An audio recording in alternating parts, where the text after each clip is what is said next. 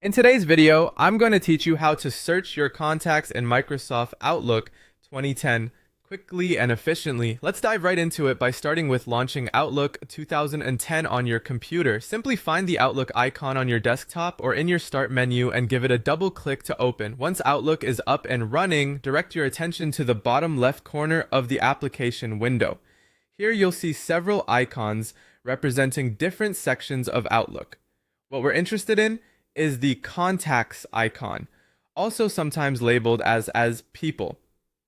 Click this icon and you'll immediately be taken to your address book, where all your saved contacts are conveniently stored. Now that you're in the contacts section, let's move on to using the search contacts bar, which you'll find at the top of your contacts list. This bar is a powerful tool that allows you to search for contacts by entering various pieces of information. Click inside the search box and start typing details like the name of the person you're looking for, their email address, or even the company they work for. Outlook will work its magic and instantly filter your contacts to display only those that match the information you've entered. If the initial search didn't yield the precise results you were hoping for, don't fret. You can refine your search to narrow down the results even further. Start by clicking once again inside the Search Contacts bar. This action will activate the Search Tools tab on the ribbon, which will offer you a variety of filtering options. These filters can be incredibly useful, especially when dealing with a large database of contacts. For example, you can filter to show only contacts that have a phone number or an email address. Other filters let you search by company or even by job title.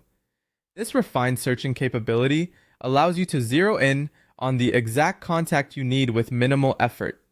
Lastly, once you've found the contact you were looking for, opening it is a breeze.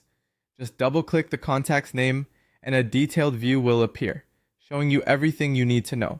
This includes details like their email address, phone number, and any notes you might have added previously.